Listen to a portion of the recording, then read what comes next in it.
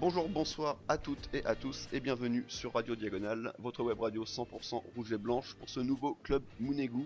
Club Mounegou, on va vous parler du Mounegou Mag, le nouveau magazine que des supporters monégasques ont sorti hier. Alors pour vous c'était avant-hier et que vous pouvez retrouver via Twitter sur internet. Et dans une seconde partie, on s'intéressera un peu plus près à la préparation physique dans le milieu du football, et particulièrement évidemment pour l'AS Monaco, ainsi qu'un retour sur les maintenant assez nombreux matchs amicaux qu'a disputé le club.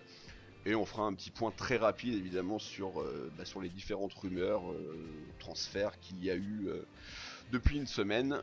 Sans trop rentrer dans les détails, vous le savez, puisque jeudi prochain, nous vous proposerons une nouvelle gazette, évidemment s'il y a de quoi faire. Et avec moi, il y aura de Radio Diagonale Patrice. Salut Patrice. Salut Ram. Et donc nous aurons comme invité Martin Rossens, donc qui fait partie de cette équipe qui a monté donc ce magazine Mounegou Mag. Salut Martin. Salut. Alors justement Martin, ce fameux magazine donc, qui vient de sortir, il est né comment? Qui a eu l'idée à la base et comment ça s'est formé tout ça? Parce qu'au final vous êtes une petite dizaine, donc vous êtes un petit peu partout en France, donc raconte-nous un peu la genèse de ce projet et quand ça a commencé à germer dans vos esprits. C'est bien cela. Alors, la personne qui est à l'initiative de ce Mounegou Mag, c'est Jordan, donc Monsieur Tafinovic sur Twitter. Il avait l'idée en tête depuis quand même plusieurs mois. Il y songeait depuis un petit moment. C'est quelqu'un qui avait déjà écrit plusieurs articles, notamment pour des séries TV auparavant. Donc, il y avait déjà cet attrait pour la rédaction d'articles. Et comment cela s'est fait? Il est tout simplement venu m'envoyer dans un premier temps un petit message sur Twitter pour me demander si jamais il mettait cela en place, si j'étais d'accord pour répondre à une petite interview concernant l'organisation d'un déplacement, auquel j'avais répondu favorablement. Et à la suite de cette interview, le feeling étant plutôt bien passé, et, on discute assez fréquemment, il m'a tout simplement demandé si je voulais le rejoindre dans ce projet, auquel j'ai accepté. Et puis, nous avons donc créé un petit groupe sur Twitter où il a pu également trouver environ 6-7 autres supporters assez présents sur Twitter assez fréquemment pour monter ce petit projet. Et à partir de là, on a tout simplement fait un petit brainstorming pour savoir quelle idée on pourrait aborder et quel article on pourrait mettre en place pour les spectateurs. Donc au final tout s'est fait par Twitter, mais individuellement vous vous connaissiez pas réellement avant en fait cette aventure. Non, en effet, on se connaissait bien évidemment, on va dire anonymement depuis via Twitter. Donc on se suivait entre nous, pas tous notamment. Dans la vie réelle, en effet, on ne se côtoie pas, on ne se voit pas non plus, on ne se rencontre très peu. Donc c'est vraiment des personnes individuelles et non pas un groupe déjà soudé de base qui a mis tout cela en place. Au contraire, la cohésion s'est fait au fur et à mesure.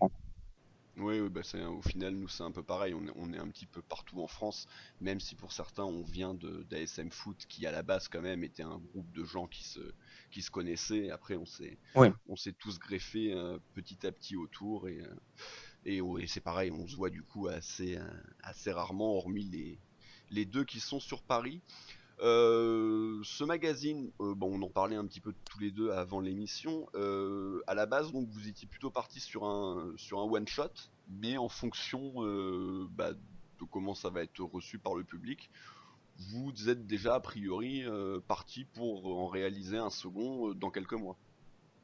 C'est cela, tout du moins, c'est une hypothèse qui est assez probable. L'idée vraiment de base était de faire, donc, comme tu dis, un one-shot, donc un premier numéro qui était censé être le seul et l'unique. On voulait faire ça surtout pour se faire plaisir. Jordan a eu cette idée en début de mercato, donc faut savoir que les supporters étaient assez à cran. Le mercato n'avançait pas, le dégraissage non plus. Sur Twitter, c'était pas vraiment la bonne humeur et la joie. Donc, il voulait surtout mettre en place un magazine qui ne reprend absolument pas ce que les sites d'actualité font déjà, donc ne pas parler de l'actualité en elle-même, des rumeurs mercato, etc. On voulait vraiment laisser ça au site dédié. Et il voulait vraiment apporter une autre touche plus légère pour justement mettre un petit peu de bonne humeur parmi cela et oublier un petit peu cette période-ci. Donc bien évidemment, après qu'on ait eu plusieurs idées, on a mis cela en place. Et en effet, si les résultats, entre guillemets, hein, sont présents et qu'on a vraiment de très bons retours et une visibilité assez bonne et que ça plaît vraiment et qu'on nous demande de continuer, on envisagera pardon, d'en faire un d'un second avec de nouvelles idées, bien évidemment, qu'on a déjà un petit peu de côté. Bien sûr, oui, parce qu'au final, le magazine est quand même assez important parce qu'il fait 35 pages à peu près. Donc vous l'avez quand même réalisé au final assez rapidement, même si Ouais, vous êtes nombreux, mais c'est quand même donc du coup un assez gros travail de votre part. Vous avez aussi fait appel à un graphiste qui vous a fait des illustrations qui sont assez sympas d'ailleurs de ce magazine. exactement, exactement. Même à titre personnel, donc arobase Louis-Junior JR, je ne connaissais pas vraiment de Twitter. J'avais vu quelques petites photos entre guillemets, dessins de lui passer par le passé, mais sans vraiment m'y attarder. Jordan a proposé d'inclure Louis assez rapidement dans l'équipe. Donc sur Twitter, ils nous ont envoyé un premier dessin, un deuxième dessin. Tout le monde était vraiment unanime. On adorait, surtout que c'était un côté assez décalé. Oui, En termes même les dessins en elles-mêmes, surtout avec les illustrations qu'il essaie de mettre en place. Donc on a vraiment tous vraiment accroché. Et là, du coup, il a demandé d'avoir une place entre guillemets un peu plus importante et si ça le dérangeait pas de faire un peu plus de dessins qu'est-ce qui était prévu. Et c'est avec grand plaisir qu'il a accepté et qu'il a pu nous en offrir autant. ouais, parce que c'est vrai, là, je suis en train de le feuilleter, et c'est vrai il y a évidemment du texte, beaucoup d'articles, mais c'est vrai qu'il est bien. Il y a beaucoup de dessins aussi, beaucoup d'illustrations, donc ouais, ça fait vraiment assez pro quoi au final, et en peu de temps, vous avez quand même réalisé un travail, en tout cas sur la forme, de qualité. Maintenant, on va revenir un petit peu sur le fond de ce magazine. Est-ce que tu peux rapidement nous énumérer de quoi ce premier numéro est composé pour ceux qui n'ont pas forcément été mis au courant que il y avait ce projet qui s'était mis en place mais qui n'ont pas encore lu tout simplement. Ouais, il n'y a pas de problème. Alors, ce magazine, il se décompose globalement en trois parties différentes, hein. Une grosse première partie qui justement se consacrait davantage aux supporters, Ouais, donc présents en France, présents également à l'étranger. On a voulu leur donner la parole parce on s'est également dit, pardon, que bien évidemment les supporters étaient très très importants donc, dans le fonctionnement du club et sur le soutien. Donc on a voulu les inclure assez particulièrement dans ce numéro-ci. On a une seconde partie qui, elle, parle du club, mais dans le fond et également de ses côtés. On a pu notamment interviewer deux anciens joueurs qui ont accepté, donc ça fait également un petit côté nostalgique qui est pas déplaisant. ouais. Ça permet également d'avoir leur ressenti, vraiment ce qu'eux ils ressentaient quand ils étaient au sein du club, notamment un jeune avec Diane Beaulieu. On parle également du coup forcément du club satellite, donc du Cercle de Bruges pour essayer de comprendre un peu plus l'utilité de ce partenariat et de ce rachat, du sponsor, Fedcom et de certains anciens joueurs du club également. Et une dernière partie un peu plus, si je puis dire, un bon délire, où là les rédacteurs ont vraiment eu carte blanche pour rédiger les articles qu'ils souhaitaient sur un ton décalé ou sur un ton sérieux et qui permet d'amener cette légèreté. Et bien justement d'ailleurs, Patrice, je profite que tu sois avec moi parce que tu as été toi-même sollicité dans ce magazine parce qu'il y a une page qui t'est dédiée et qui est joliment appelée le dieu des stats. Oui. Du coup, j'ai été contacté directement par Jordan qui m'a demandé si je souhaitais répondre du coup à l'interview pour le magazine. Donc, je lui ai dit avec plaisir. Donc, il m'a posé quelques questions auxquelles j'ai répondu. Je l'ai eu du coup un peu en avant-première mon article pour voir à quoi il ressemblait. Et j'ai beaucoup apprécié aussi le dessin du coup qu'a produit lui, Oui, que j'ai oui, beaucoup aimé, qui m'a beaucoup fait rire. En plus, Très très très très complet, hein, ça. représentatif. Exactement. oui, parce que Voilà. pour ceux qui nous écoutent et qui le savent peut-être pas, qui sont peut-être pas forcément sur Twitter, t'es assez calé et assez orienté sur les stats. T'aimes bien faire des tableaux, des graphiques sur le club, sur les joueurs. Sur le club, Et c'est ouais. vrai que ça permet quand même, surtout lors de nos émissions bilan, d'avoir des informations de qualité sur l'ensemble de l'année. Donc pour ceux qui sont intéressés, on retrouve tout ça sur ta page Twitter Aliumdra.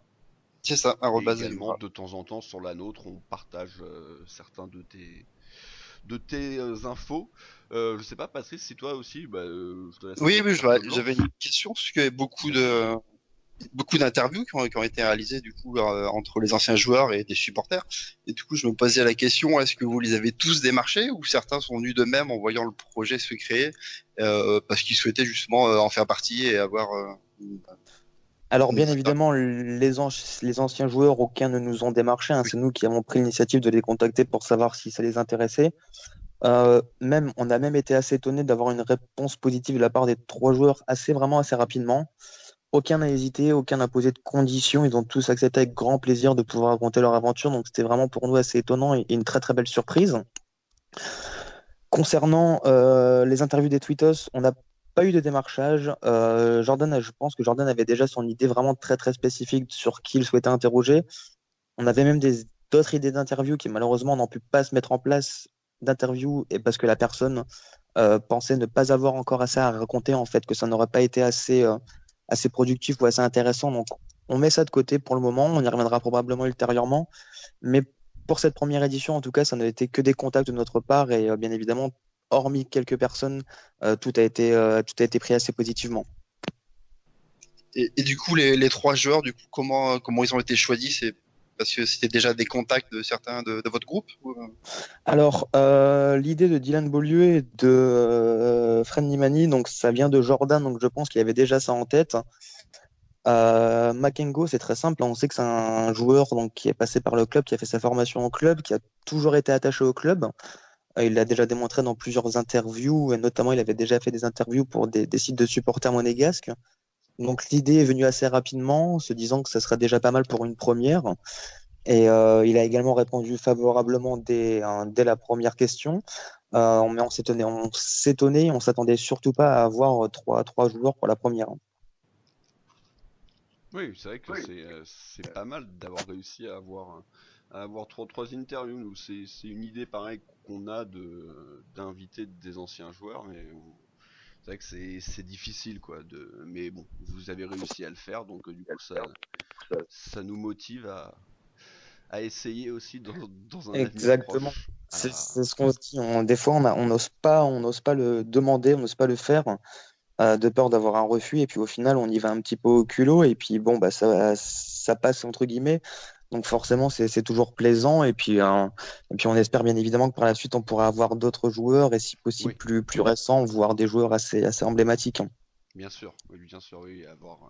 Parce que voilà, nous, ça serait certainement pour nos émissions un peu plus historiques, vu on a commencé ce nouveau format il y a peu avec nos équipes type et équipe pipe. Où, du coup, je pense qu'on aura un peu plus de mal à avoir un mec si on lui dit d'avance qu'on va le foutre dans l'équipe pipe, mais bon. Ça va être plus compliqué en effet. Ça te dit qu'on t'interviewe et puis après on te dit que t'es le plus mauvais attaquant de la décennie. Ouais, peut-être un petit peu plus compliqué. Le problème c'est que ceux de Moi, qu'il y l'équipe ait type beaucoup d'autodérision. c'est les stars aussi mais bon. On verra. Patrice, je sais pas si t'as d'autres questions. Oui, bah, savoir si vous attendiez du coup un tel engouement, parce que du coup, même avant l'apparition, du coup, vous avez eu beaucoup de retours positifs sur les peu d'informations que vous donniez par bride. Et puis même depuis aujourd'hui, du coup, le jour de la sortie, il y a beaucoup de félicitations qui vous sont apportées. Exactement, exactement. Alors, on ne s'attendait vraiment absolument pas à cela. À la base, on pensait, vu que c'était entre guillemets un petit délire entre nous, qu'on allait atteindre une dizaine, une centaine de personnes grand maximum. Au final, on a eu, pour le tweet d'annonce en tout cas, beaucoup plus de visibilité de vues qu'on ne le pensait. On a même été relayé par des journalistes, notamment Eric Huet, donc ça nous a vraiment fait plaisir et vraiment, encore une fois, on ne s'attendait vraiment pas à ça. Je me rappelle que quand le compte avait environ 165-160 followers, donc à une dizaine de jours de la sortie, Jordan avait fait un tweet en disant que si on atteignait ne serait-ce que 500 followers, on posterait le sommaire du magazine. Honnêtement, on pensait les atteindre peut-être en une semaine, voire 10 jours, peu de temps avant la sortie officielle du magazine. Au final, en moins de 24 heures, c'était arrivé. Donc là, ça a été vraiment, encore une fois, un très gros étonnement, mais très, très bonne surprise. Et en ayant pu parler un petit peu statistique avec Jordan un petit peu avant cet entretien, même en termes de visuel, pour l'instant, au niveau du PDF et le tweet officiel où on annonce la sortie, les répercussions sont vraiment très très bonnes, hein. Oui. Oui, c'est vrai que j'ai pu voir sur Twitter que globalement, enfin globalement et même unanimement, les retours étaient bons. Mais juste pour la petite histoire, pareil, tu m'en parlais avant l'émission, il y a eu un petit bug quand même au moment de la parution, parce qu'il y a eu... il est paru quoi 12 heures trop tôt 12 quoi. heures avant. 12 heures trop tôt, c'est cela, 12 heures trop tôt. C'est vrai Il qu'à était à prévu. minuit il y a un peu moins de visibilité qu'à midi, c'est pas faux. C'est cela, mais ceci dit, c'est ce qui a engendré, entre guillemets, la surprise. C'est qu'on s'est tous réveillés ce matin avec une dizaine de notifications sur notre téléphone portable sans vraiment comprendre pourquoi. Et en ouvrant Twitter, on a tous pu, tous pu apprécier cette fameuse bourde. Ouais, non, le magazine devait sortir donc aujourd'hui le 31 à midi. Et Jordan, au niveau de sa programmation, a failli un petit peu quelque part. Et ce qui fait que c'est sorti à minuit pile au final. Donc, un petit peu en avance. Forcément, visibilité un peu moins bonne la nuit. Mais justement, c'est à ce moment-ci qu'il a Oui, également, lui, pu s'apercevoir que même en pleine nuit, il avait des retombées. Donc, c'était vraiment, vraiment extraordinaire, hein. oui, oui, bien sûr, mais c'est du coup ça vous fera c'est une petite anecdote marrante quoi sur Sympathique pour la première, en voilà. espérant que s'il ne recommence pas, si un deuxième il y a. Les bugs, ça fait partie des joies de ce genre de choses, que ça soit comme vous écrit ou nous quand c'est à l'audio. Euh, Exactement, c'est enregistré. Patrice, une nouvelle fois, je vais te laisser la main si tu as quelque chose à ajouter. Oui, bah, savoir du coup, est-ce que vous avez un peu la pression maintenant pour faire un deuxième? Vous pensez que vous êtes un Non, peu attendu au tournant? non, pas du tout. La pression, on ne l'a pas, on ne l'a pas eu, et je pense qu'on ne l'aura pas non plus à l'avenir, même si on se sent un petit peu plus peut-être attendu au tournant, comme tu peux le dire. On continue à se faire plaisir en faisant ça. On continuera à se faire plaisir, pardon. Peut-être qu'en effet, certains articles font peut-être moins attirer la prochaine fois, ce qu'on n'espère pas, bien évidemment, ce qu'on cherche bien évidemment avant tout à donner du contenu de qualité. Si on a un petit peu moins de retombées la seconde fois, si jamais il y a, c'est pas grave. Je pense même que si on doit continuer, ça ne nous empêchera pas de continuer. On fait ça pour se faire plaisir et à Oui, partir du voilà. moment où on aura des retours positifs de personnes, on continuera au moins pour eux. Oui, c'est surtout ça le plus important. Faut pas oublier que c'est un travail que vous faites complètement, enfin c'est complètement bénévole, c'est juste Oui. pour l'amour du club. Exactement, Donc le exactement. plus important, c'est avant tout de parler de choses qui vous intéressent, quitte potentiellement à moins intéresser l'audience et plutôt que de faire peut-être des choses qui fonctionnent, mais qui du coup ne vous intéressent moins. Voilà, tu l'as bien dit dès le début. Au final, c'est un magazine qui est assez peu sur l'actualité et qui est plus un magazine historique, de fond, de choses un peu plus Ah, externes c'est au exact, club comme les supporters. Et exactement. voilà, vous êtes pas là et c'est pas du tout le but de votre magazine pour parler des potentiels recrues et départ. Absolument. Voilà. Ouais, on n'est vraiment pas là, encore une fois, ni pour traiter l'actualité du club, ni pour traiter le mercato, même si on a eu un article un petit peu assez décalé quand même de Plasma Oui, sur cette édition aussi, mais c'était un petit peu normal vu la période. Mais non, vraiment pas. On s'est vraiment fait plaisir à mettre cela en place. Si les lecteurs prennent plaisir également, bon, bah, c'est gagnant-gagnant. Et tant que ce sera dans ce sens-ci, bien évidemment, on continuera tout en, encore une fois, en faisant vraiment des sujets de fond et décalés vraiment pour pas traiter des sujets qu'on peut déjà voir quotidiennement. bien sûr, oui, parce que c'est vrai que même si la communauté monégasque n'est pas la plus grosse, elle est quand même bien présente sur Twitter et c'est vrai que il y a entre les différents sites, les différents youtubeurs, radios, C'est cela, hein. etc. Au final, Puis, vous êtes mis dans un créneau que personne n'avait encore pris, donc tant mieux quoi. Ça permet ouais, aux c'est supporters cela. Bah, d'avoir un autre. justement, c'est également le fait qu'il n'y en avait pas encore de magazine qui a probablement donné à Jordan l'idée de se lancer sur tout. Mais oui, en effet, on est vraiment loin de tout ça, surtout que maintenant avec Twitter, bon, bah, les simples rumeurs de mercato en 5 minutes avec Oui. le retweet, c'est vu par tout le monde, donc ça n'aurait vraiment pas été nécessaire de tout regrouper. Donc ouais, non, on laisse ça aux spécialistes, hein. Ah, sur le mercato, quand même, vous avez fait un truc assez marrant qui est le 11 des joueurs qui ont failli signer à l'AS Monaco. Exactement. Ça m'a bien fait rire. D'ailleurs, on a eu une petite discussion sur Twitter par rapport à ça parce que c'était une idée de 11 qu'on avait eue, mais vous nous avez soufflé l'idée avant qu'on fasse l'émission. Bon, ça n'empêchera pas qu'on la fera peut-être un jour, mais Oui, absolument, absolument. Et je pense qu'il y a assez de joueurs pour faire plusieurs équipes d'ailleurs. ouais, mais Et du coup, votre 11 c'est vrai que bah, en même temps, y a pas de secret, mais globalement, ouais, on avait à peu près pensé à tous ces joueurs-là, quoi. Là, avec évidemment, en plus, c'est ce qui s'est passé là C'est ce que dernièrement. j'allais dire. Il y en a eu de nouveaux, quoi. Surtout avec André Silva jusqu'à la fin, on s'est vraiment posé la question parce que c'était quand même la situation était assez drôle. Le fait de l'inclure, ce qui se passe au niveau du mercato, la visite médicale, etc. On a vraiment, même entre nous, pas mal ri sur ce dossier-ci. Donc, ouais, non, on a pas mal rigolé en faisant cet article-ci, hein.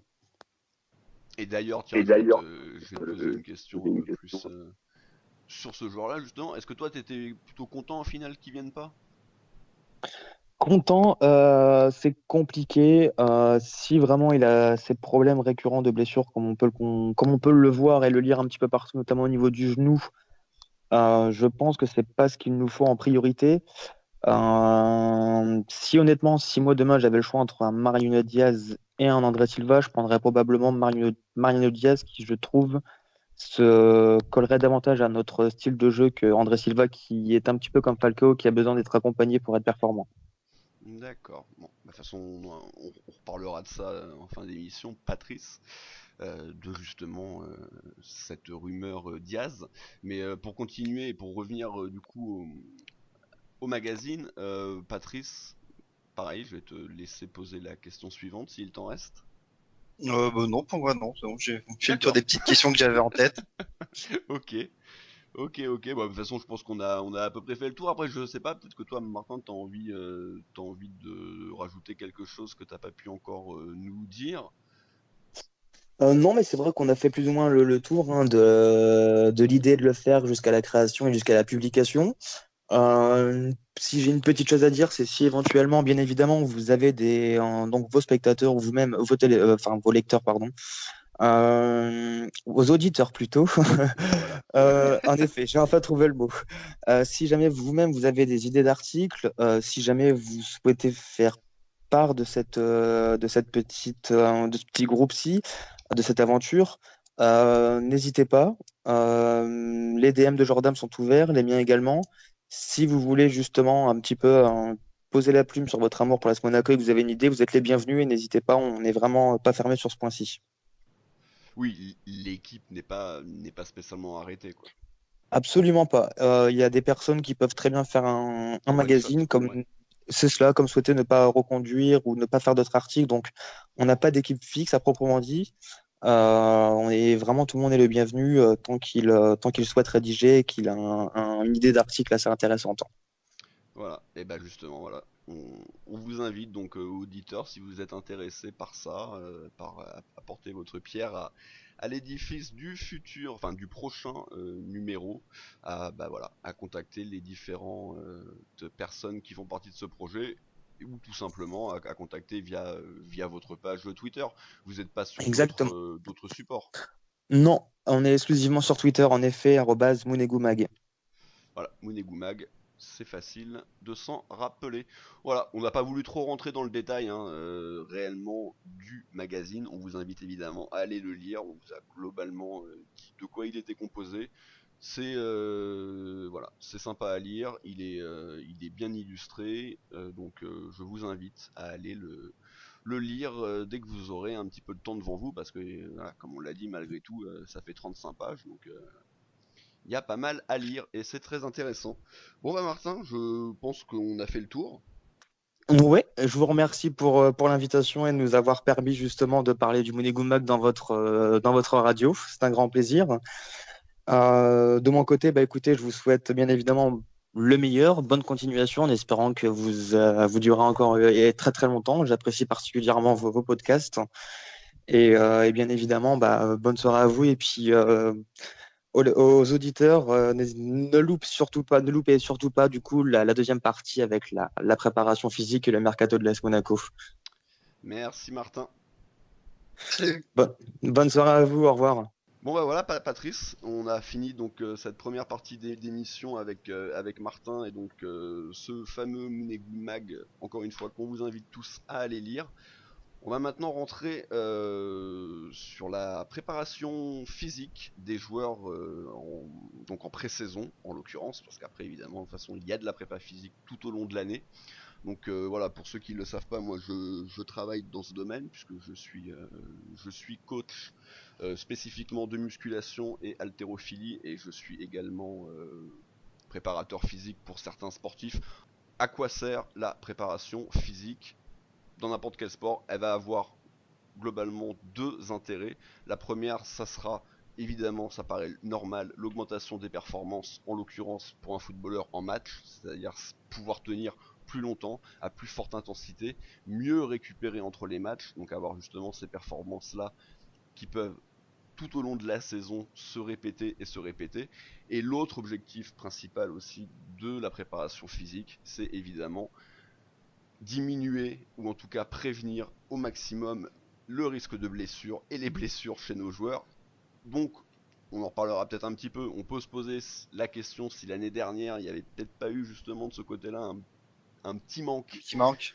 qui pourrait expliquer le fait que quand même l'année dernière ça a été absolument un enchaînement de blessures quasiment toute l'année, même si sur la fin ça s'est un petit peu calmé, hormis Jovetic, le pauvre. Mais bon, lui, à la limite, on peut le mettre à part parce que bonne prépa physique ou pas, je pense que de toute façon, Le problème ne vient pas de là. Ouais. ouais, je suis pas convaincu que ça ne vienne que de là, ni non plus de son hygiène, hein, mais que je pense qu'il a tout simplement une très Fragilité. très grande fragilité, voilà.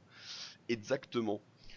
Donc on va parler dans un premier temps de tout ce qui va être plus sur le système cardiovasculaire, évidemment très important chez un footballeur, et dans un second temps, on va également revenir sur vraiment les performances et plus du coup sur l'aspect musculation, donc en salle ou en extérieur, qui je trouve est quelque chose un peu délaissé dans le football. On va parler de la prépa estivale. Donc déjà la prépa estivale, les premières semaines, on va vraiment être, les joueurs ont vraiment fait un travail de fond. Donc on a vu certaines vidéos sur les réseaux sociaux de joueurs énormément courir parce qu'évidemment en football avant tout la filière, parce qu'il faut savoir, il y a trois filières énergétiques, la filière anaérobie à lactique, donc qui est, pour vous expliquer, en fait, la filière qu'utilise par exemple un sprinter sur 100 mètres. Donc ce sont les efforts de très courte durée, mais d'intensité maximale, donc ce sont des efforts d'environ une dizaine de secondes. Ensuite, il y a tout ce qu'on va appeler l'anaérobie alactique, donc toujours sans utilisation d'oxygène, mais sur des distances et sur des temps un peu plus grands. Pour schématiser encore avec de l'athlétisme, on va être sur du 400-800 mètres, et c'est on l'appelle lactique parce que c'est aussi de là dont on entend souvent parler de l'acide lactique, mais c'est justement dans ce type d'effort que l'acide lactique est généré au maximum. Et donc l'aérobie. Donc voilà, l'aérobie qui là vraiment, ce sont les efforts à intensité globalement modérée, mais sur des longues périodes. Après modéré, encore une fois, on est tous différents. Un footballeur professionnel n'a évidemment pas les mêmes qualités qu'une personne pas spécialement sportive, mais globalement on va donc être sur des efforts de longue durée, et donc tout ce qui va être footing par exemple pour vous. Pas de questions, Patrice, particulièrement par rapport à tout ça? Non, pour l'instant, j'écoute avec attention. Ça va, j'arrive à être à peu près clair parce que j'essaye d'être d'être assez synthétique et assez simpliste parce que sinon ça pourrait durer des heures et des heures. Déjà la première chose, voilà, le jour de la reprise, la première chose, et on a vu que ça pouvait poser problème avec certains joueurs, c'est que globalement l'entraîneur et les préparateurs physiques espèrent une chose, c'est que le joueur, malgré ses 2-3 semaines de vacances, a continué un minimum à s'entretenir et évite de revenir avec 10-15 kilos. Voilà, c'est une petite pensée pour Baloui, par exemple. Bon, qui même si globalement ces 10-15 kilos de trop, il les avait peut-être tout au long de l'année. Globalement, ce qu'il va falloir faire, et ce que vont faire tous les joueurs lors des premiers jours, ça va être tous les tests. Tous les tests pour la VMA ou la PMA. Donc la VMA, c'est ce qu'on appelle la vitesse maximum aérobie. Donc c'est la vitesse que vous pouvez tenir le plus longtemps. Et globalement, on va être sur un effort de 4 à 8 minutes. Donc c'est pour ça que c'est un effort type aérobie, mais aérobie à intensité maximale. Donc c'est la vitesse que vous pouvez tenir le plus longtemps possible. Globalement, je suis sûr que vous êtes plein à écouter et vous avez tous fait plus ou moins ces tests qui sont connus comme le Cooper, comme le demi-Cooper, ou de manière encore plus simple, ce qu'on appelle les tests Val-Eval ou le Luc léger, qui consiste à revenir entre deux lignes au son des bips, et les bips s'accélèrent, et toutes les minutes il y a une augmentation de 0,5 km/h, et en fonction du palier auquel on ne peut plus atteindre la ligne avant le bip, ça vous donne une vitesse, et cette vitesse va vous donner votre vitesse maximale aérobie. Donc après, c'est en fonction de ce chiffre-là que toute la préparation physique aérobie va devoir s'effectuer. Parce que ce qu'il faut bien comprendre, c'est que faire le même programme à tout le monde, ça n'a absolument aucun sens. Les joueurs ont différentes qualités, les joueurs n'ont pas tous les mêmes besoins non plus. Donc demander à Glick, par exemple, évidemment, c'est un exemple assez simple, même si peut-être que d'ailleurs dans cette filière-là, il est très bon. Lui, il va avoir plus de mal sur les efforts plus d'intensité maximale et de travailler vraiment dans des hautes intensités. Mais lui demander de faire la même chose qu'un latéral, par exemple, dans l'absolu, ça n'aura pas trop de sens. Donc déjà, c'est une première chose. Les joueurs travaillent au mieux de façon individuelle, voire par groupe, entre guillemets, de niveau. C'est pour ça que moi, par exemple, j'entends souvent les gens dire c'est pas bien parce qu'il a son préparateur physique individuel en dehors du club. Moi, je trouve que c'est une très bonne chose. Et par contre, évidemment, il faut que ça se fasse en relation avec les membres du club, l'entraîneur et tous les membres du staff. Il ne s'agit pas non plus que ce que va faire le joueur en extérieur va complètement ruiner ce qui est fait par le préparateur au sein même du club.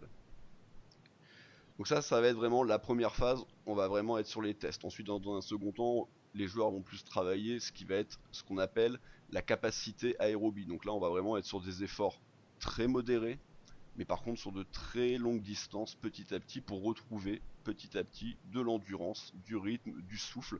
Et c'est à ce moment-là souvent que les premiers matchs amicaux interviennent. Les joueurs sont évidemment encore incapables de tenir sur de longues distances des matchs à haute intensité. Et c'est pour ça qu'on voit souvent d'ailleurs au final les équipes complètement changer à la mi-temps. Même les gardiens de but, même si les gardiens encore une fois c'est encore un petit peu spécifique. Et ensuite dans un second temps, au niveau de cette prépa justement cardiovasculaire, on va commencer à travailler vraiment avec la VMA et aller la chercher de manière plus optimale. Donc là c'est tout ce qui va être les efforts par exemple en fractionné, tout ce qui va être fartlek, etc. sur tapis de course ou en extérieur si possible. Donc là voilà, là c'était pour synthétiser très rapidement ce qu'était la préparation physique cardiovasculaire chez un footballeur. De toute façon, ensuite, Et justement, en parlant donc vas-y, oui. de cette phase où il y a une petite polémique qui est toujours chaque saison avec les préparations de Jardim, c'est que Jardim commence tout de suite à mettre le ballon dans les pieds des joueurs et ça pendant toute la préparation après. Pour Alors, toi, est-ce que ça a vraiment une incidence réelle ou pas que les joueurs soient avec ou sans le ballon pendant cette période où ils sont censés justement travailler énormément le physique plus que la technique? l'intérêt d'ajouter le ballon, c'est que j'en parlerai un peu plus sur l'aspect musculation. Ce qu'il ne faut pas oublier malgré tout, c'est que ce qu'ils font, c'est pour qu'il y ait un transfert sur le terrain. Voilà, s'il y a bien une chose à retenir globalement de toute façon de toute la préparation physique, c'est la notion de transfert. Tout ce qui va être fait, il faut que ça ait un intérêt sur le terrain. Travailler avec un ballon, ça peut être intéressant par rapport à ça, parce que ça le force et les force à faire des efforts, entre guillemets, un peu plus en condition de match, parce qu'il faut aussi avoir tout simplement la notion du ballon, donc tu travailles la technique en même temps. Moi, ce qui me dérange un peu plus aussi de ce côté-là, c'est qu'à partir du moment où tu as le ballon, bah, tu es forcément moins efficace aussi sur le travail sur lequel tu veux bosser en priorité. Et il faut pas oublier qu'avant tout, ce que tu as envie de faire, c'est travailler ton cardio, c'est travailler ton aérobie, c'est travailler ton lactique. Après, dans un second temps, de toute façon, il faut travailler toutes les filières. Les footballeurs sont évidemment très orientés aérobie, mais malgré tout, ils doivent travailler leur sprint, leurs efforts intenses, spécialement pour les latéraux, pouvoir faire 2-3 allers-retours très vite, où là on va plus être sur du lactique. Mais c'est vrai que si tu rajoutes un ballon là-dedans, bah, le travail qui était vraiment l'objectif numéro un, il va être forcément un peu de moindre qualité parce que le ballon ne permet pas d'exploiter au maximum son potentiel. Donc ça peut être intéressant, mais malgré tout, il faut aussi faire du travail entre guillemets un peu plus à l'ancienne, comme on entend souvent dire, voilà, la préparation physique à l'italienne où tu vois pas le ballon pendant un mois, mais où par contre tu vomis quasiment tous les jours. Mais moi je suis plutôt, même si je suis pas très vieux, je suis plutôt de la vieille école. En tout cas, encore une fois, pour la préparation estivale. Après, ce qui Oui. est fait au cours de l'année, ce sont des choses complètement différentes. Peut-être qu'on sera amené à en parler au cours de l'année. Mais là, encore une fois, on est bien sur la préparation estivale. Le deuxième point sur lequel je voulais revenir, et pour le coup que je connais un petit peu plus, parce que c'est un peu plus ma spécialité, c'est tout le travail de musculation. Donc déjà, dans un premier temps, les footballeurs, oui, et les sportifs de manière générale, tout le monde, tous les sportifs ont besoin de musculation. La musculation est obligatoire. Depuis que les différents sports sont devenus professionnels, maintenant, dans tous les clubs, toutes les équipes ont leur salle de musculation, ont leurs appareils, ont leurs barres, ont leurs haltères, etc. Après, évidemment, encore une fois, selon les sports, on va pas travailler de la même manière, on va pas travailler les mêmes groupes musculaires en priorité, mais tous les sports ont besoin de ça. Donc ça déjà, c'est la première phase. Pour les footballeurs, au tout début de la préparation estivale, on va globalement être plus sur du renforcement musculaire. Donc on va travailler musculation, intensité modérée, sur des rythmes et sur des tempos classiques. Donc les tempos en musculation, il est composé de 4 phases. La phase excentrique, donc excentrique c'est quand le muscle se rallonge, par exemple sur un développé couché, qui est le mouvement a priori qui parle à peu près à tout le monde. C'est quand vous allez descendre la barre sur votre poitrine, où vous allez étirer vos fibres musculaires. Ensuite il y a la phase d'arrêt en bas, puis la phase concentrique qui est la phase donc de remonter de la barre et de pousser, et ensuite la phase également en haut, la phase statique en haut, après la phase statique en bas. Donc là on va travailler comme ça, on va travailler l'ensemble du corps, faire des exercices des exercices analytiques, donc à savoir des exercices vraiment ciblés sur certains muscles, d'isolation. Évidemment les footballeurs, on va travailler en priorité tout ce qui va être le gainage de la sangle abdominale et également évidemment les membres inférieurs, les ischio-jambiers, les quadriceps, les fessiers, les mollets dans une moindre mesure, adducteurs, abducteurs, et les ischios évidemment de manière très importante parce qu'on sait que c'est un muscle assez fragile et c'est la blessure typique du footballeur, que ça soit contracture, élongation ou carrément une déchirure. Tous les footballeurs en ont au moins une ou deux par an. Le but étant de ne pas aller jusqu'à la déchirure pour ne pas rater plusieurs mois de compétition évidemment. Et ensuite dans un second temps, qu'est-ce qui est intéressant pour un footballeur? C'est évidemment pas de travailler ce qu'on va appeler le volume musculaire, il n'a aucun intérêt à le travailler. Donc on va plus être sur des efforts avant tout de puissance. Donc la puissance, c'est simple, c'est des maths, de la physique en l'occurrence, c'est la vitesse multipliée par la force. Donc c'est d'un côté travailler la force, mais travailler la vitesse. Donc ce qui s'appelle la puissance et ce qui est souvent aussi appelé l'explosivité. Donc là, on va pouvoir travailler, et moi, c'est ce que j'aime beaucoup faire les mouvements d'haltérophilie, qui sont le sport par excellence d'explosivité. Utiliser aussi la pliométrie. Donc la pliométrie, ça va être de contracter, enfin plutôt de faire contracter volontairement son muscle en l'étirant très rapidement. Et donc là, on va utiliser aussi ce qu'on appelle, je vais rentrer un tout petit peu dans les détails, le réflexe myotatique. Et en fait, le réflexe myotatique, c'est un réflexe qu'on ne contrôle pas, ou si vous étirez très rapidement un muscle, votre corps va avoir l'information et va se protéger de lui-même, donc en fait va directement contracter également en réponse à cet étirement très rapide, va contracter le muscle dans l'autre sens pour éviter une blessure. Et pour vous donner un exemple, par exemple, c'est tout ce qui va être saut.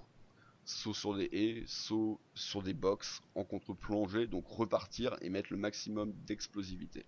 Encore une fois, l'intérêt premier, ce que j'ai dit il y a quelques minutes, c'est le transfert sur le terrain. Donc un joueur de foot, il va avoir besoin avant tout d'être explosif, de sauter haut, de frapper fort dans le ballon, de courir longtemps, mais de courir vite. Donc c'est pour ça que toute la préparation doit être faite en ce sens. Est-ce que la musculation justement permet d'éviter les risques de blessure après?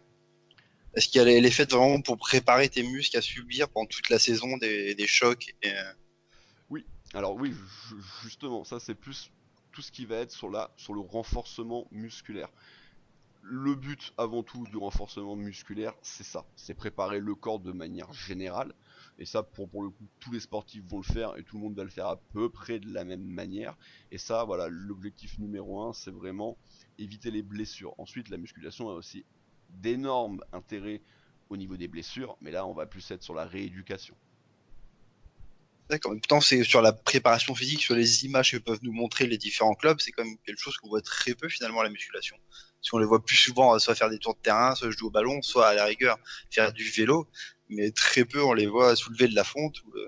Mais justement, voilà, c'est ce que je disais aussi au début, je trouve que alors soit ils en font peu, soit c'est peut-être tout simplement parce que bah, au final ils partagent assez peu sur ça, ils préfèrent faire des Oui, vidéos c'est sur pas forcément intéressant. sur les mecs avec le ballon, oui, parce qu'en plus ça va intéresser vraiment les gens qui s'intéressent à ça.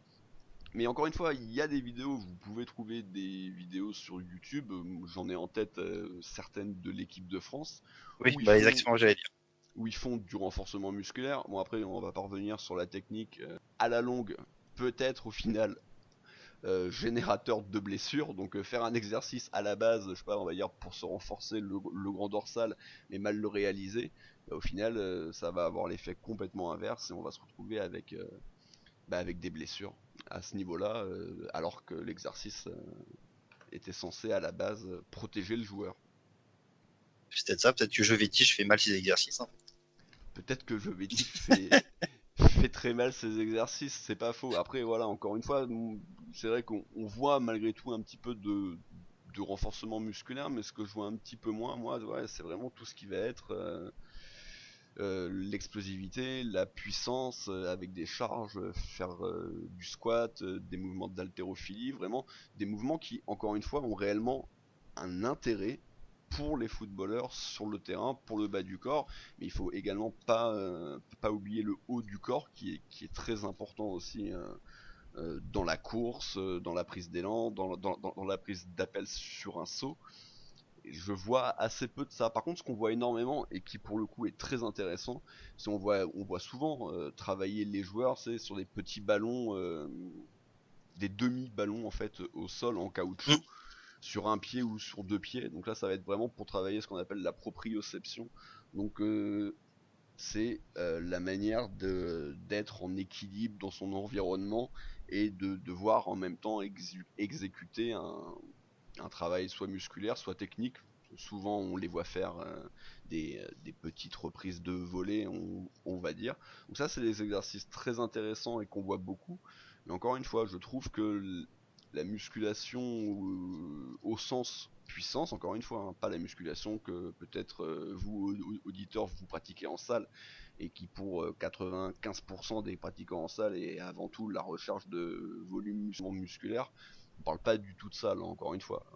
On parle de charges pas forcément très lourdes, mais exécutées avec le maximum de vitesse. Et ça, c'est quelque chose que je vois assez peu, alors que par contre, c'est par exemple ultra pratiqué dans le rugby ou dans le basket. Aux États-Unis en tout cas. Mais en tout cas, on peut quand même noter qu'il y a une évolution de ce domaine dans le milieu du foot. On voit quand même depuis plusieurs années que physiquement, les joueurs ont quand même beaucoup changé musculairement. Il y a une vraie évolution et c'est une très bonne chose. C'est pour ça que malgré tout, je trouve qu'on a un petit retard par rapport à d'autres sports et d'autres pays, mais il faut aussi reconnaître que dans le foot, ça arrive de plus en plus. Et c'est aussi pour ça que les matchs, malgré tout, vont de plus en plus vite, que les joueurs peuvent jouer de plus en plus à haute intensité. Mais je trouve que le travail n'est pas encore suffisant. Je pense il y a un joueur qui a suffisamment prouvé au monde entier qu'on pouvait peut-être ne pas avoir les meilleures qualités de base de footballeur et au final devenir un des tout meilleurs joueurs du monde et remporter 5 ballons d'or. Et il s'appelle Cristiano Ronaldo, je pense que tout le monde l'a compris. Et quand même, Cristiano Ronaldo, avant tout, ce qui lui permet de durer aussi longtemps, c'est justement parce que c'est un acharné du travail physique individuel. Et même si sa technique évidemment est très bonne aussi, pour le coup, même si je suis pas très fan du joueur et du bonhomme, sur ce point-là, il devrait être un exemple pour tout le monde. Du coup, comment du coup doivent gérer le club sur les arrivées qui sont décalées, parce que du coup, on voit souvent quand même que les joueurs ont souvent des matchs internationaux avant, ou soit des compétitions, et du coup ils arrivent tous en décalé au club, et donc du coup on peut pas avoir de préparation vraiment par phase.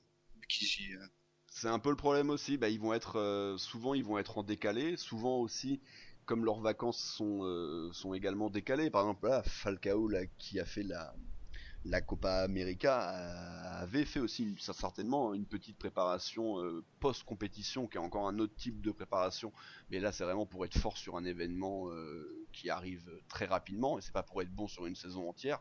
Donc derrière t'as forcément un coup de moins bien, donc t'es obligé d'avoir des vacances et c'est aussi pour ça que ce genre de compétitions sont en fin de saison. Moi j'ai hâte de voir là quand la Coupe du Monde au Qatar va être au beau milieu de l'année l'état des joueurs lors de la seconde phase, parce que du coup ils vont certainement se taper une prépa physique pour la Coupe du Monde, et rattaquer derrière sur toute une deuxième partie de championnat et de Coupe d'Europe.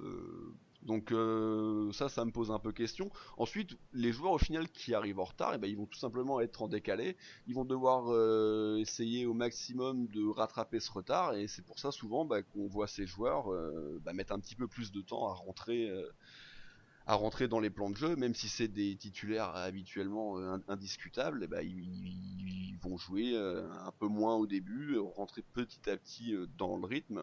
Mais en tout cas, une bonne prépa, par exemple, on a bien eu l'exemple l'année dernière avec Gelson Martins, qui avait certainement une prépa un peu tronquée, alors pas forcément la vraie prépa estivale, mais qui du coup derrière avait un peu perdu le rythme en jouant, parce que malgré tout, faut pas oublier, rien ne remplace les matchs. Les matchs sont évidemment primordiaux pour la prépa globale et pour maintenir le rythme. Ne faire que de la prépa physique ne va pas suffire, même s'il y a un bon transfert dans le choix des exercices, le terrain reste le terrain. Donc on verra cette année avec une bonne prépa, espérons qu'elle ait été bonne, quelle saison il va pouvoir nous faire, et surtout sur la durée, parce que avoir une mauvaise prépa et être capable de faire un bon mois de compétition, c'est faisable. Et on l'a vu, il nous l'a fait. Et derrière, il a été rattrapé, parce qu'il faut pas oublier aussi que toute cette prépa qui est fait l'été, mais également toute celle qui est fait au cours de l'année, selon les clubs, elle est aussi ciblée. Un club qui va jouer le maintien, souvent, bizarrement, il fait des bons débuts de saison. Et par contre, un club pardon, qui vise vraiment le titre et qui va viser même les compétitions européennes, va avoir des phases de temps en temps un peu plus délicates, en tout cas physiquement. Après, ils ont des joueurs tellement individuellement supérieurs que les matchs, malgré tout, ils arrivent toujours plus ou moins à les remporter. Mais leur prépa physique n'est pas faite pour être fort au mois de septembre. En tout cas, pas au mois d'août. Au mois de septembre, un peu plus, parce que c'est le début des compétitions européennes. Mais c'est vrai qu'on entend souvent parler du coup de prépa physique qui ont pour objectif soit d'être vraiment en forme pour le début de saison, comme tu sais, pour les promus généralement, ou les clubs qui jouent les tours préliminaires de Coupe d'Europe. Certains clubs se préparent pour être bons au mois de septembre-octobre quand les Coupes d'Europe commencent, et voir d'autres comme les grands clubs, eux c'est plutôt en février. Oui. Comme le Real Madrid par exemple le faisait souvent pour que les joueurs soient vraiment au meilleur de leur forme au mois de février. Et du coup, comment ça se met en place du coup qu'est-ce qui est différent sur la prépa estivale pour ces objectifs qui sont au final bien différents? Ils vont tout simplement pas travailler de la même manière, pas avec les mêmes intensités globalement. Si l'intensité est très très très élevée, vous allez avoir un contre-coup dans les premières semaines de la compétition, mais par contre ça va vous servir plus tard. Après, faire une bonne prépa physique et bien l'étaler, bien l'échelonner et bien la prévoir à l'avance, de toute façon c'est quelque chose de complexe, de compliqué, encore plus dans un sport co où voilà, où vous avez 20-25 joueurs dans le groupe qui répondent, chacun répond à des critères différents. Vous pouvez faire exactement la même chose pour deux joueurs et ils vont pas réellement répondre de la même manière à cette à cette prépa là. Donc globalement voilà, on va être sur ça, on va vraiment être sur les différenciations d'intensité, de rythme et pour être plus ou moins prêt. Encore une fois, malgré tout, les gros clubs, on a souvent tendance à dire que oui, leur prépa est faite pour que au mois de février-mars ils aient leur pic de forme. Ça veut pas dire non plus qu'au mois de septembre ils sont pas du tout prêts quoi. Oui, on parle d'un pic, hein. Je veux Oui dire, voilà, on parle. les autres périodes ils sont juste en dessous, quoi. C'est pas non plus. on parle de pic et on parle aussi, parce que c'est vrai que malgré tout, bah, les gros clubs ont les meilleurs joueurs. Alors les meilleurs joueurs, c'est souvent les meilleurs joueurs techniquement, mais souvent aussi, c'est marrant, mais c'est aussi souvent les meilleurs athlètes. Donc les mecs qui sont capables de tenir très longtemps dans la saison avec des fortes intensités et de pouvoir encore plus augmenter leur niveau quand il le faut. Et selon toi, bon, même si t'es pas dans le staff de Monaco, bien sûr, mais sur une saison comme celle-ci où on va pas jouer de Coupe d'Europe, que beaucoup de joueurs sont arrivés tardivement, que le recrutement tarde un peu, pour toi, quand est-ce qu'on pourra, à ton avis, avoir l'équipe vraiment prête physiquement? L'ensemble de l'équipe, c'est un peu compliqué à partir du moment où on ne sait pas avec laquelle on va jouer. Encore une fois, ce qu'il faut espérer malgré tout, c'est que les joueurs qui vont être amenés à arriver, on l'espère tous, dans les prochaines semaines, la plupart, ils sont déjà dans des clubs. Ils sont eux aussi en train de faire une préparation physique. Donc on peut espérer qu'ils soient aussi au moment où ils arrivent prêts. Après, le problème, il sera plus footballistique en fait. Il sera plus dans la tactique, à s'habituer à ses partenaires, etc. D'un point de vue physique pur, admettons, même si je crois pas une seconde, hein, mais on finit par signer Blaise Matuidi. Matuidi, ça fait déjà un moment qu'il a repris avec la Juve. Et en plus, Matuidi, je pense que c'est le bon exemple de mec qui, même pendant ses semaines off, doit continuer à s'entretenir, à faire des footings, à faire de la musculation. Donc, je pense que les joueurs arrivent bien. C'est plus problématique quand tu prends des joueurs au mercato hivernal et qui n'ont quasiment pas joué les 6 premiers mois. Chose qu'on a bien vu l'année dernière avec pas mal de joueurs qui avaient eu peu de temps de jeu sur le, Bah oui, voilà, c'est que malgré et tout, tu qui ont été très finis, bons. Ouais. tu finis par le payer. Encore plus pour les joueurs dont la base de leur jeu est quand même le physique, que ça soit la vitesse ou l'endurance ou autre. Mais quoi qu'il arrive, les joueurs vont avoir un contre-coup de ce manque de rythme en début de saison. Et oui, en effet, Gelson Martins en était un assez bon exemple la saison passée. Fabregas aussi, Fabregas on a aussi, oui. senti beaucoup plus diminuer sur la fin de saison. Après, c'était peut-être aussi un problème dans la tête aussi. On en a Oui, souvent parlé on a bien que parlé. on n'avait pas forcément des joueurs prêts, faits entre guillemets, pour jouer le maintien. Donc il n'y a pas que l'aspect physique non plus, hein. Il y a évidemment Oui, bien sûr. l'aspect mental qui est même prépondérant et même pour les blessures, hein. Je pense qu'un joueur qui pense et qui a peur de se blesser aura toujours plus de chances de se blesser qu'un joueur qui a absolument confiance en lui. Et ça arrive souvent sur les retours de blessures, mais chaque joueur est différent, quoi. Mais ce travail, en plus de la rééducation réellement physique, tout ce travail mental est peut-être pas aussi important, mais à mon sens, pas loin. Et c'est aussi quelque chose qui arrive petit à petit dans les clubs. Voilà, on entend quand même de plus en plus parler de préparateurs mentaux maintenant, alors qu'il y a encore quelques années, c'était presque un tabou dans le football. Très bien. De manière synthétique, voilà, c'est l'objectif, c'est l'élimination des blessures, l'augmentation des performances en match et évidemment sur l'ensemble de la saison. La planification importante pour avoir des pics de forme au cours de l'année. En l'occurrence, nous, ça va pas trop ça nous concerne pas trop cette année, vu qu'on n'est pas dans les compétitions européennes. On va jouer une saison au final assez monotone de A à Z, donc on peut pas espérer spécialement à avoir des gros matchs en février-mars, à part peut-être évidemment si on est en sprint, potentiellement pour aller chercher une 5e place, ça sera déjà pas mal. Ça sera déjà pas mal. Mais donc voilà, et pareil, voilà, ce qu'il faut bien retenir, c'est que la musculation c'est très important et qu'il faut avant tout et qu'il faut en mettre, voilà, même si vous êtes sportif amateur, sportif du dimanche, comme on dit, que vous fassiez de la course à pied, de la natation, du golf et je ne sais quoi d'autre, inscrivez-vous en salle de musculation ou faites des exercices en extérieur, faites-vous conseiller, prenez un coach, mais et vous en verrez tout de suite la différence sur votre jeu ou sur vos performances sportives. Voilà. Patrice, maintenant qu'on a parlé de cet aspect de la préparation, on peut parler des matchs amicaux. qui ont eu lieu. Il y en a eu déjà un certain nombre et si je dis pas de bêtises, t'as eu la chance, je sais pas si c'est une chance, mais de Non, pas les avoir forcément. quasiment tous vus. Moi, je vais pas trop parler parce que j'ai vu que la rencontre face à Porto. Donc, qu'est-ce que t'en as retiré de ces différentes rencontres? Bah oui, parce que du coup, Monaco a déjà joué 7 matchs amicaux, donc il y a un seul match, le deuxième, contre le Rennes, qui était pas du tout regardable, parce que du coup, personne ne le diffusait, et il y avait personne non plus au stade pour nous faire des petites Oui, vidéos. Donc c'est peut-être pas plus mal, parce que c'est le match où on a perdu 5-0, qui était le lendemain du match de Bruges, donc les joueurs étaient en plus physiquement très en deçà de leur niveau, hein, avaient vraiment du mal à jouer. Mais concernant donc tous les autres matchs que j'ai pu voir, pour moi, les deux choses ressortent nettement. Le problème, c'est un gros problème d'animation offensive. Alors qu'on a vraiment du mal à se procurer des occasions.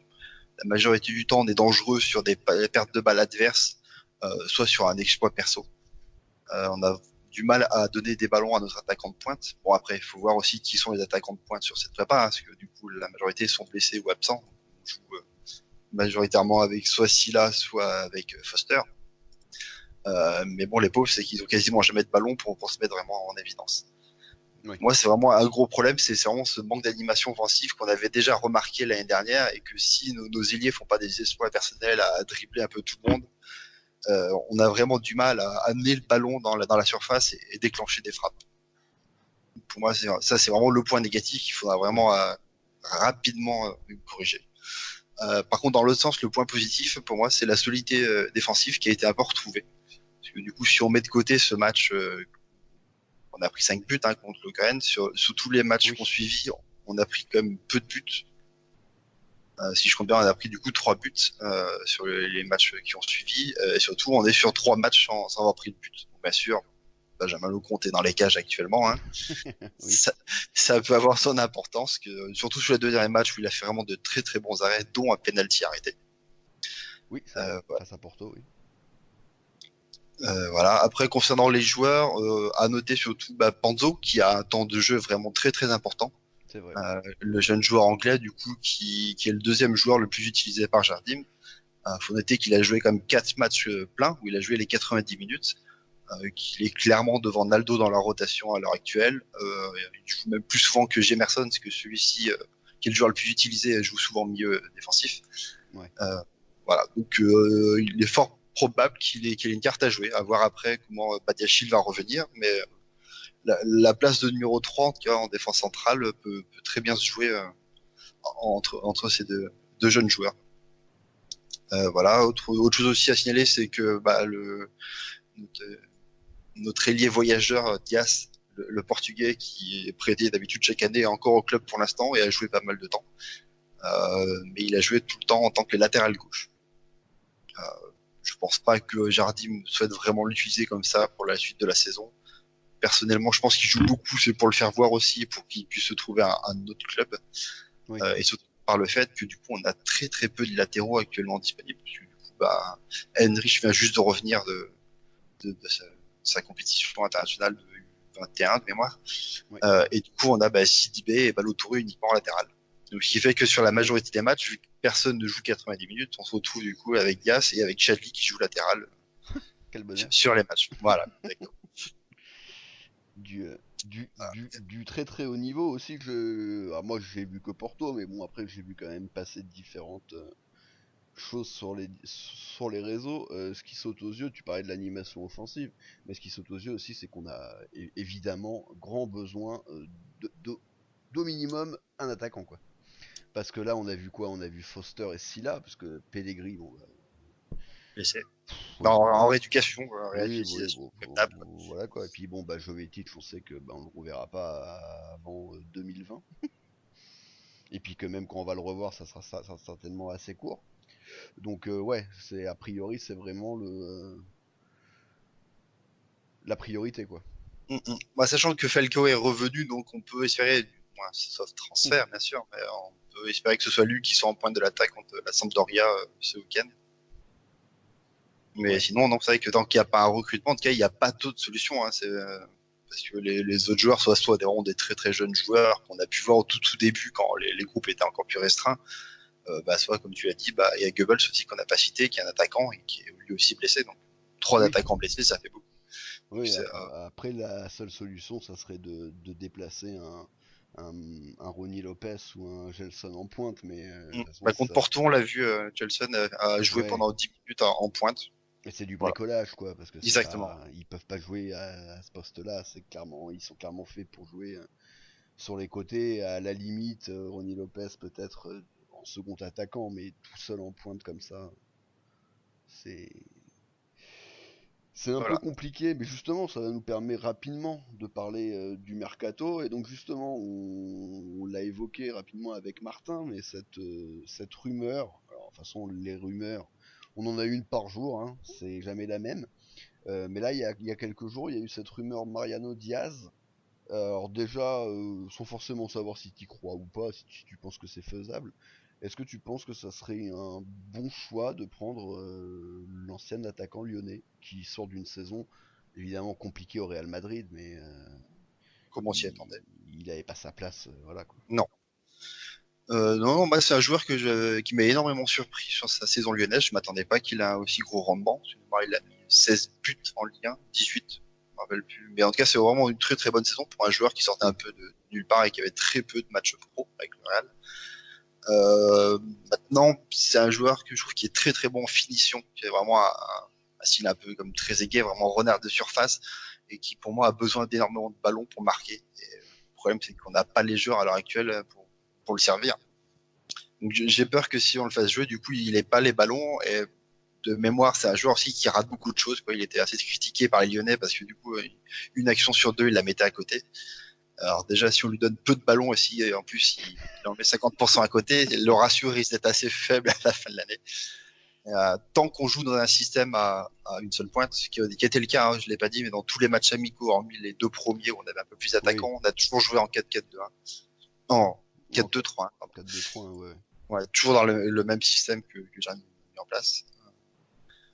Donc tant qu'on joue avec une pointe, je pense qu'il vaut mieux chercher un attaquant qui est plus un profil qui peut participer au jeu et qui peut redescendre pour construire, aider à la construction, parce que seul en pointe, on a des ailiers, on n'a pas des centreurs, on a des joueurs qui sont en percussion et qui cherchent à dribbler, à rentrer dans la surface, pas à alimenter par des centres d'attaquants de pointe. C'est vrai.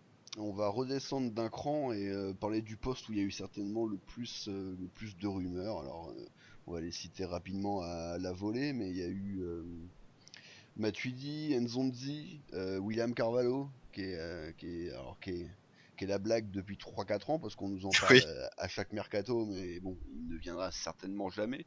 Également le milieu de terrain du FC Porto, dont le nom m'échappe. Danielo. Voilà, c'est ça, pour une trentaine de millions d'euros, a priori. En tout cas, c'est ce qui a été évoqué dans les différents médias. Ce qui est sûr, c'est qu'il nous en faut un, peut-être même deux, de ces différents profils. Quel est celui, toi, qui t'a plu le plus? J'aime beaucoup Matuidi, c'est vraiment un joueur que j'aime beaucoup. Mais je pense malheureusement qu'à choisir, Nzonzi a vraiment plus un profil intéressant. Parce que Matuidi plus Fabregas, je trouve que c'est peut-être pas assez. Il manquerait quelqu'un de plus défensif que pourrait plutôt apporter D'avoir un vrai l'autre. 6 pur.